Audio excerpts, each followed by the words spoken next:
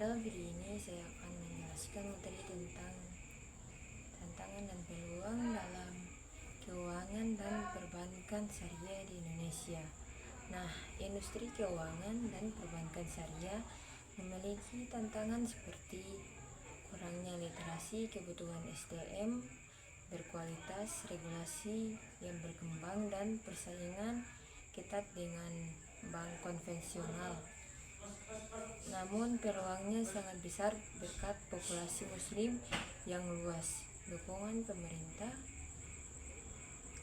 berkembangnya industri halal, dan inovasi teknologi. Dengan peningkatan edukasi, penguatan regulasi, dan inovasi produk, industri ini dapat tumbuh lebih pesat dan menjadi pilar penting ekonomi nasional. Nah, di sini keuangan dan perbankan syariah di Indonesia mengalami perkembangan yang pesat. Tantangan dan peluang dalam sektor ini sangat penting untuk dipahami. Dalam presentasi ini kita akan mengeksplorasi berbagai aspek yang memengaruhi pertumbuhan dan keberlanjutan industri ini. Nah, di sini itu saya akan membahas sejarah perbankan syariah.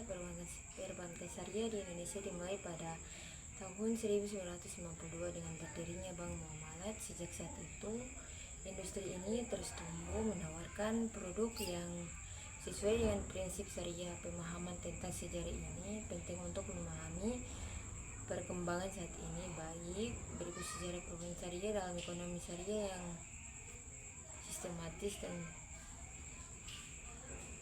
mulai dari zaman awal Islam hingga era modern saat ini. Masa awal Islam itu abad ke-7 sampai 12 Masehi, pada masa Nabi Muhammad SAW dan Khulafaur Rasyidin. Konsep dasar keuangan syariah sudah dipraktikkan walaupun belum berbentuk bank modern. Nah, praktik ekonomi syariah yang menjadi dasar perbankan mudharabah, kerjasama antara pemilik modal atau sahibul mal dan pengelola atau mudarib masyarakat, kerjasama investasi dengan kontribusi modal bersama, murabahah jual beli dengan margin keuntungan, dan kerahasan pinjaman kebajikan tanpa bunga, hawala pengembalian utang, mirip dengan sistem transfer sekarang. Wadiah itu tetapkan harta, mirip tabungan. Lembaga ekonomi sosial awal Baitul Mal, lembaga penyimpanan harta negara dan distribusi zakat. Sistem ini menjadi fondasi keuangan publik dan manajemen dana umat. Dan di sini juga ada gagasan modern perbankan tanpa bunga. Awal abad ke-20, seabad kemudian, seiring tersebarnya sistem perbankan konvensional, para pemikir muslim mulai mencari alternatif bank yang bebas riba. Tokoh-tokoh penting pemikir ekonomi syariah, Anwar Qureshi atau Naim Siddiqui, Mahmud Ahmad, Muhammad Uzair, Muhammad Bakir Al-Sadri, mereka itu menulis model teoritis bank tanpa bunga dan sistem keuangan syariah. Di sini juga bank syariah pertama di dunia itu 1963 sampai 1970. Nah, sejarah perbankan syariah di Indonesia 1960 atau inisiasi pembentukan bank syariah direkomendasikan oleh MUI atau Majelis Ulama Indonesia dan ICMI atau Ikatan Cendekiawan Muslim Indonesia. Pemerintah kemudian dibentuk kelompok kerja untuk merancang pendirian bank syariah. 1951 sampai 1952, Bank Muamalat Indonesia diresmikan pada 1 November 1951. Operasionalnya itu 1952. Ini adalah bank syariah pertama di Indonesia. Dan 1998, reformasi perbankan syariah krisis 1998 mendorong pemerintah memperkuat sistem keuangan.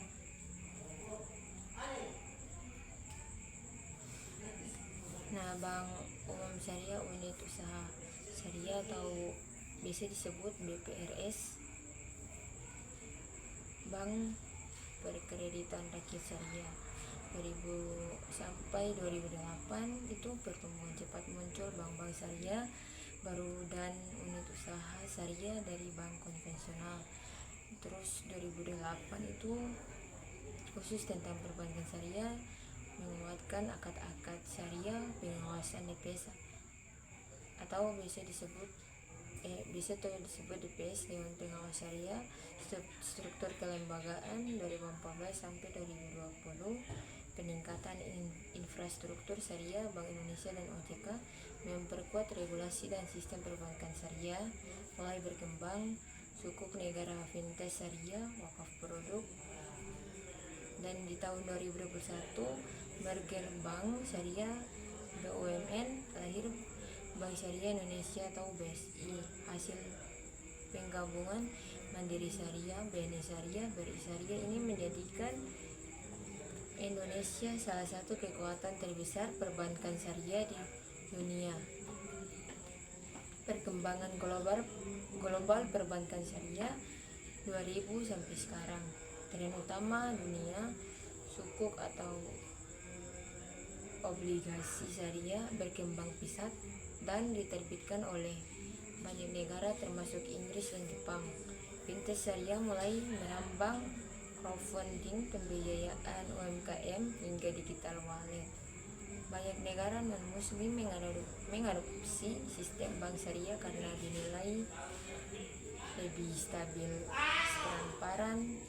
transparan, etis. Perbankan syariah terintegrasi dengan Islamic Social Finance, zakat, wakaf, infak, kerhasan. Garis besar perkembangan sejarah perbankan syariah periode peristiwa penting abad 7 sampai 12 Masehi. Praktik kakak syariah itu mudharabah, musyarakah, murabah, dan karhasan. Awal 1900-an gagasan modern ekonomi dan bank tanpa bunga. 1963 Bank Syariah pertama, Midkar atau Masjid Tabung Haji Malaysia. 1979 sampai 1980 Bank Syariah komersial pertama itu di Dubai, Islami Bank. Nah, di tahun 1983 Bank Islam Malaysia berhadap, dan 1992 Bank Muamalat, Bank Syariah pertama Indonesia. 1998 sampai 2008 dasar hukum dan regulasi diperkuat. Di tahun 2021 tonggak baru perbankan syariah Indonesia. 2000 kini ekspansi global sukuk fintech keuangan sosial. Nah, di sini juga prinsip dasar syariah. Perbankan syariah beroperasi berdasarkan prinsip keadilan, transparansi, dan larangan riba. Ini menciptakan sistem yang lebih etis dan berkelanjutan. Memahami prinsip-prinsip ini adalah kunci untuk menavigasi tantangan di sektor ini. Ekonomi syariah adalah sistem ekonomi yang berlandaskan nilai-nilai Islam yang bertujuan menciptakan keadilan, keseimbangan, kemaslahatan, dan kesejahteraan bagi seluruh umat manusia. Prinsip-prinsip dasar ini mengatur bagaimana manusia menghasilkan, mengelola, menggunakan, dan mendistribusikan harta. Di sini juga ada prinsip fundamental atau bisa disebut prinsip pokok. Prinsip tauhid atau ketuhanan. Tauhid menjadi fondasi seluruh kegiatan ekonomi dalam Islam. Maknanya itu semua aktivitas ekonomi adalah bagian dari ibadah. Manusia bertindak sesuai aturan Allah Subhanahu wa ta'ala. Tidak boleh melakukan hal yang merugikan individu maupun masyarakat. Inti ekonomi bukan sekadar mengejar materi, tetapi juga bernilai ibadah. Nah, prinsip keadilan atau al-adil Islam menekankan keadilan dalam produksi, konsumsi, transaksi, dan distribusi. Bentuk keadilan tidak menzalimi dan tidak dizalimi. Keuntungan diperoleh secara wajar. Semua transaksi dilakukan dengan kerelaan kedua belah pihak atau antara din. Contohnya itu pembagian keuntungan pada akad mudharabah berdasarkan kesepakatan awal, bukan ditentukan sepihak.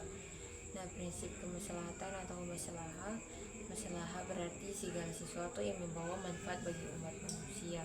Semua aktivitas ekonomi harus memberi manfaat, menghindarkan kerusakan atau mafsadah. Menjaga kemaslahatan umum. Maslahat terkait dengan muqasid syariah, yaitu tujuan hukum Islam, melindungi agama, jiwa, akal, keturunan, harta. Nah, di sini itu prinsip keseimbangan atau bisa disebut tawazun. Ekonomi syariah mengajarkan keseimbangan antara dunia dan akhirat, individu dan masyarakat, konsumsi dan investasi, hak dan kewajiban, termasuk larangan israf atau boros dan tabzir atau pemborosan yang merusak. Prinsip kebebasan yang bertanggung jawab. Islam memberikan kebebasan kepada manusia untuk bekerja, berdagang, berinvestasi, tetapi kebebasan ini terbatas oleh nilai-nilai moral syariah seperti tidak boleh melakukan penipuan, tidak boleh menimbun barang atau ihtikar, tidak boleh melakukan kecurangan dan monopoli. Prinsip transaksional atau bisa disebut muamalah. Larangan riba adalah tambahan yang ditentukan dalam transaksi utang piutang. Mengapa riba dilarang? Nah, menimbulkan ketidakadilan, mengeksploitasi pihak yang lemah, menciptakan ketimpangan ekonomi. Karenanya perbankan syariah menggunakan akad jual beli sewa atau ijarah, dan bagi hasil mudharabah musyarakah. Di sini juga ada larangan karar, ketidakjelasan berlebihan. Karar adalah ketidakpastian tinggi dalam suatu transaksi. Contoh karar barang yang tidak jelas, sewujudnya harga tidak transparan, jual beli yang belum pasti dimiliki penjual. Larangan karar bertujuan untuk menghindari penipuan, memberikan kejelasan hak dan kewajiban. Larangan maisir atau perjudian dan spekulasi. Maisir adalah transaksi berbasis untung-untungan. Contohnya yaitu judi, spekulasi berlebihan, transaksi derivatif yang tidak didukung aset nyata. Maisir menyebabkan ketidakpastian, eksploitasi, hilangnya produktivitas.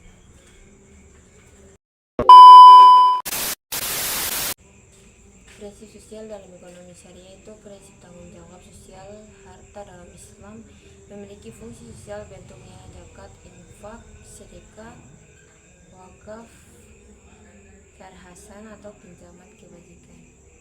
Nah, di sini itu tujuan pemberatan kekayaan, pengentasan kemiskinan, penguatan kesejahteraan umat. Prinsip kerjasama atau ta'awun. Ekonomi syariah mendorong kolaborasi. Contoh dalam akad musyarakah, kerjasama modal, mudharabah, kerjasama pemilik modal dan pengelola wakaf produktif, mengembangkan aset sosial untuk kepentingan umat. Kerjasama menghindarkan persaingan yang merusak dan menciptakan solidaritas ekonomi. Nah, prinsip amanah itu kepercayaan. Setiap pihak dalam transaksi harus jujur, transparan, dan dapat dipercaya amanah menjadi inti dalam bisnis perbankan syariah, kontrak usaha, prinsip distribusi kekayaan dalam ekonomi syariah. Islam menolak akumulasi kekayaan hanya pada segelintir orang. Prinsip distribusinya kesempatan kerja bagi semua, redistribusi menjadi zakat dan infak, pengelolaan wakaf untuk kepentingan umum, larangan menimbun harta atau holding. Dengan demikian ekonomi syariah menciptakan keseimbangan distribusi kekayaan.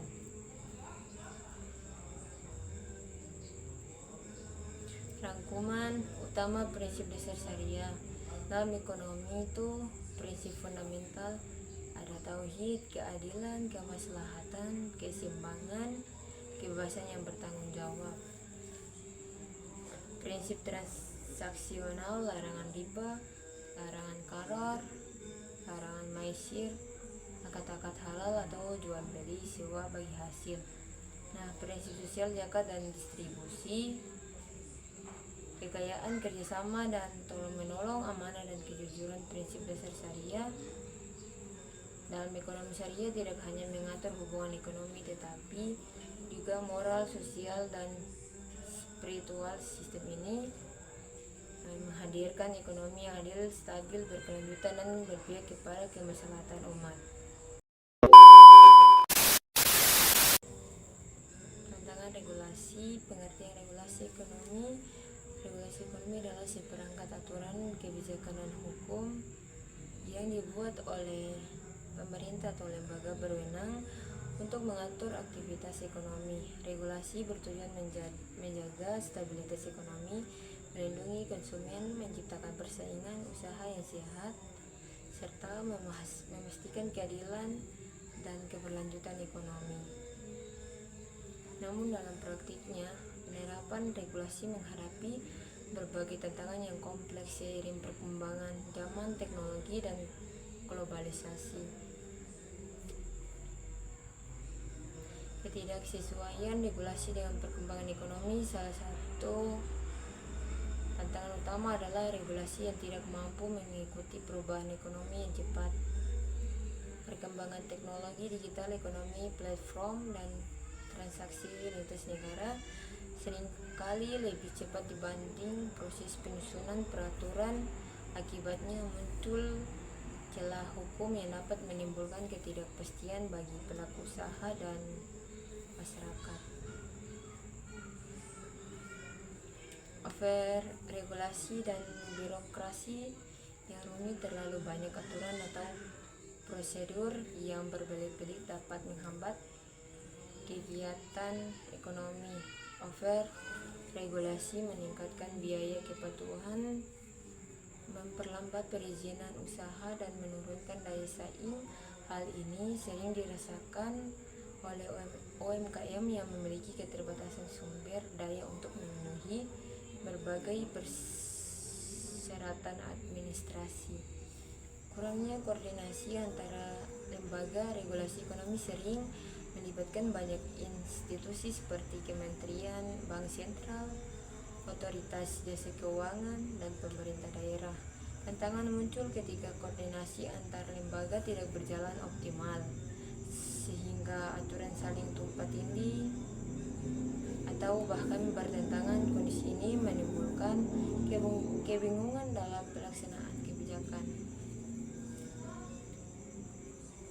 Penegakan hukum yang lemah. Regulasi yang baik tidak akan efektif tanpa penegakan hukum yang konsisten.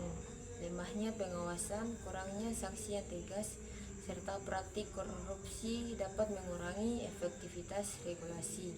Nah, akibatnya pelaku usaha yang tidak patuh tetap beroperasi, sementara pelaku usaha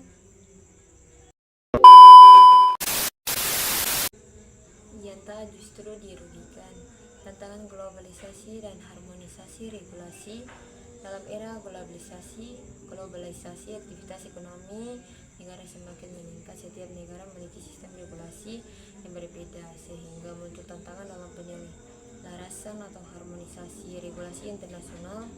Perbedaan standar pajak, perdagangan, dan keuangan dapat menimbulkan sengketa dan hambatan perdagangan internasional. Nah, dampak regulasi terhadap inovasi. Regulasi yang terlalu ketat dapat menghambat inovasi dan kreativitas pelaku ekonomi. Di sisi lain, regulasi yang terlalu longgar berisiko menimbulkan penyalahgunaan. Tantangan pemerintah adalah menemukan keseimbangan antara melindungi kepentingan publik dan tetap memberi ruang bagi inovasi, terutama di sektor teknologi dan keuangan digital.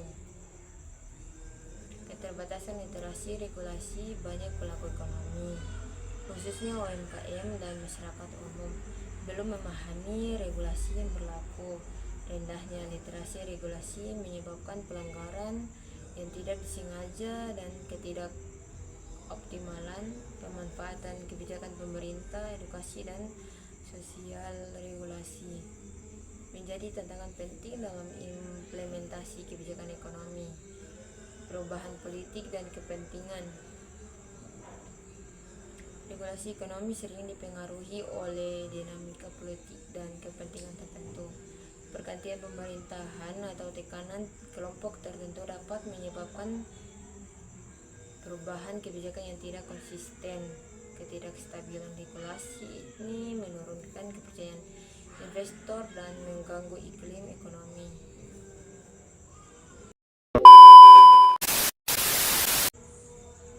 Persaingan dengan bank konvensional. Bank syariah menghadapi persaingan yang ketat dari bank konvensional. Meskipun menawarkan produk yang sesuai syariah, tantangan dalam menarik nasabah tetap ada. Strategi pemasaran yang efektif dan pemahaman pasar sangat penting. Persaingan dengan bank konvensional. Gambaran umum, persaingan perbankan syariah beroperasi di industri yang sama dengan perbankan konvensional, sehingga menghadapi persaingan langsung dalam menarik dan mempertahankan nasabah. Bank konvensional terlebih dulu berkembang, memiliki jaringan luas, modal besar, serta teknologi yang lebih matang. Sementara itu, bank syariah masih dalam tahap penguatan pangsa pasar dan peningkatan daya saing. Perbedaan prinsip dasar. Persaingan antara bank syariah dan bank konvensional tidak hanya terjadi pada produk tetapi juga pada prinsip operasional. Bank konvensional menggunakan sistem bunga sebagai imbalan atas simpanan dan pinjaman. Bank syariah menggunakan prinsip bagi hasil jual beli dan sewa atau mudharabah, musyarakah, murabahah, ijarah, serta menghindari riba, qardh, dan masyir.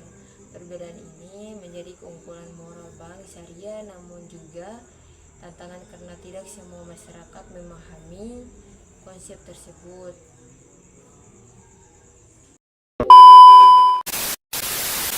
Peluang teknologi finansial. Perkembangan teknologi finansial atau fintech memberikan peluang besar bagi bank syariah. Inovasi dalam layanan digital dapat meningkatkan aksesibilitas dan efisiensi. Bank syariah harus memanfaatkan teknologi untuk bersaing di era digital. Munculnya peluang fintech syariah. Beberapa faktor yang membuka peluang besar fintech syariah antara lain jumlah penduduk muslim yang besar, khususnya di Indonesia, perkembangan teknologi digital atau internet, smartphone, atau blockchain, rendahnya inklusi keuangan syariah dibandingkan potensi pasar, kebutuhan layanan keuangan yang cepat, mudah, dan sesuai syariah. Kondisi ini menjadikan fintech syariah sebagai solusi alternatif terhadap sistem keuangan konvensional. Bentuk-bentuk fintech dalam ekonomi syariah itu fintech pembiayaan syariah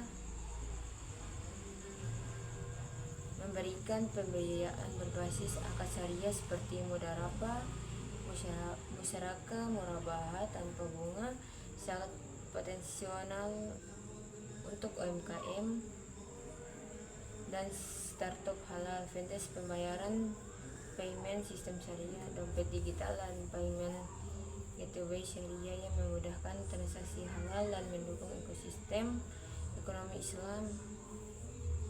Itu masjid, pesantren, UMKM halal, fintech zakat, infak, sedekah dan wakaf atau disebut jisfaf, digitalisasi pengumpulan dan penyaluran dana sosial Islam secara transparan, efisien dan real time, memperluas jangkauan manfaat bagi masyarakat.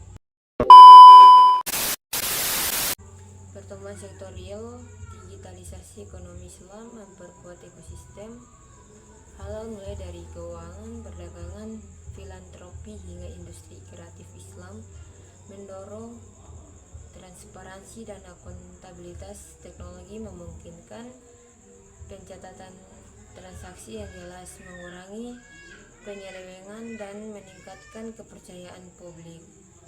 Menarik generasi muda atau milenial dan Gen Z, fintech syariah hadir dengan aplikasi yang modern dan sesuai gaya hidup digital. Peran fintech syariah terhadap perekonomian mendorong pertumbuhan ekonomi berkeadilan, mengurangi ketimpangan sosial melalui optimalisasi dana sosial Islam, memperkuat stabilitas sistem keuangan syariah nasional, menjadikan ekonomi syariah lebih kompetitif secara global. Tantangan sekaligus peluang pengembangan. Walaupun peluang besar, fintech syariah tetap menghadapi tantangan seperti literasi keuangan syariah yang masih rendah, kebutuhan pengawasan kepatuhan syariah, keamanan data dan perlindungan konsumen. Namun tantangan ini justru membuka peluang bagi inovasi, edukasi dan kolaborasi antara regulator, industri dan masyarakat.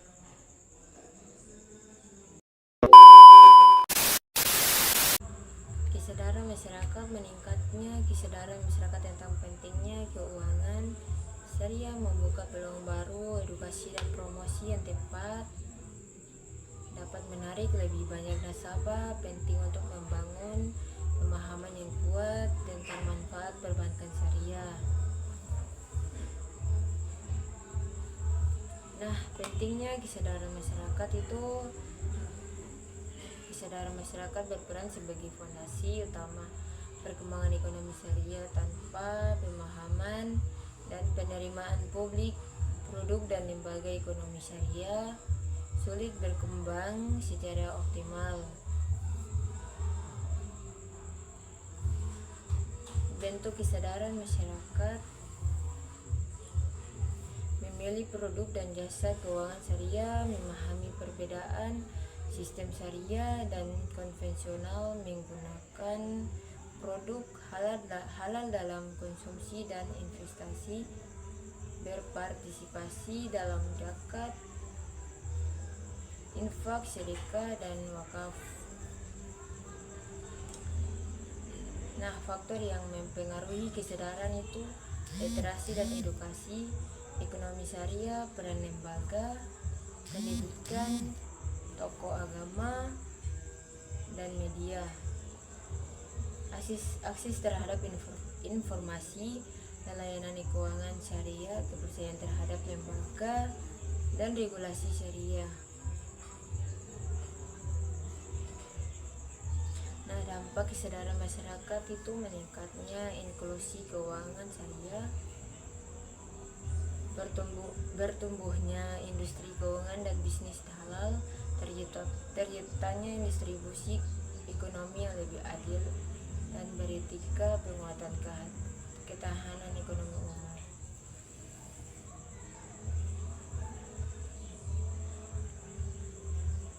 Upaya meningkatnya kesadaran, edukasi dan sosialisasi berkelanjutan, integrasi ekonomi syariah dalam kurikulum pendidikan, pemanfaatan media digital dan teknologi, kolaborasi pemerintah, ulama dan pelaku industri.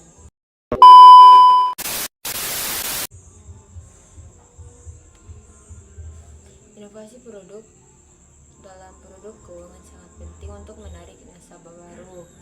Bank Syariah perlu mengembangkan produk yang sesuai dengan kebutuhan masyarakat modern seperti pembiayaan mikro dan investasi berkelanjutan.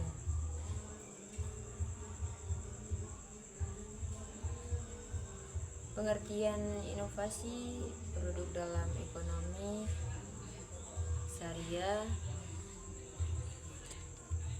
Inovasi produk dalam ekonomi syariah adalah pengembangan atau pembaruan produk dalam layanan ekonomi yang tetap berlandaskan prinsip syariah seperti bebas riba, qarar, dan masyir, serta mengedepankan keadilan, kebermanfaatan, dan keberlanjutan agar sesuai dengan kebutuhan masyarakat modern. Nah, tujuan inovasi produk syariah. Inovasi produk bertujuan untuk memenuhi kebutuhan konsumen muslim yang semakin beragam, meningkatkan daya saing industri ekonomi syariah, mendorong inklusi keuangan syariah, menyesuaikan produk syariah dengan perkembangan teknologi dan gaya hidup.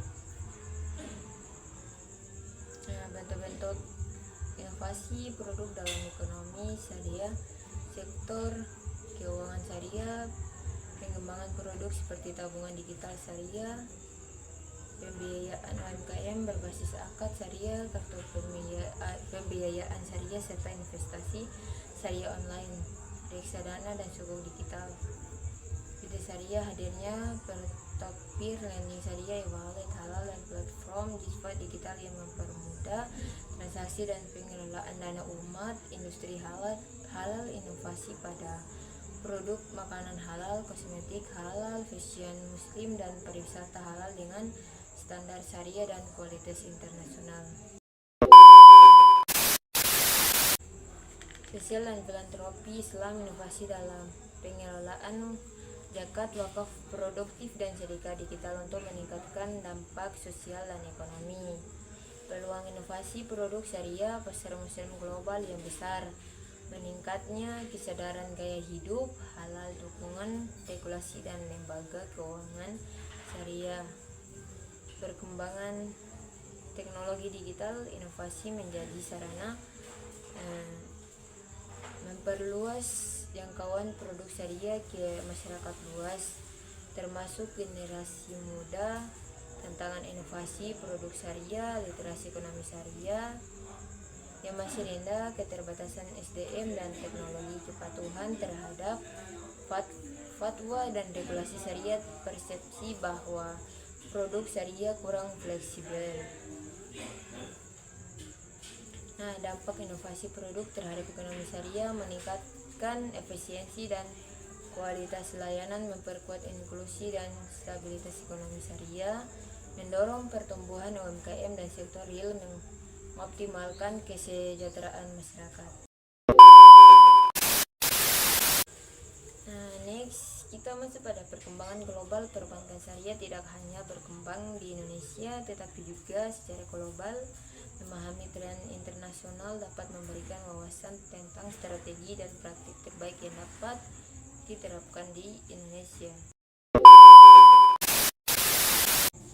Di sini tuh kesimpulannya, menavigasi tantangan dan peluang dalam keuangan dan perbankan syariah di Indonesia memerlukan pemahaman yang mendalam.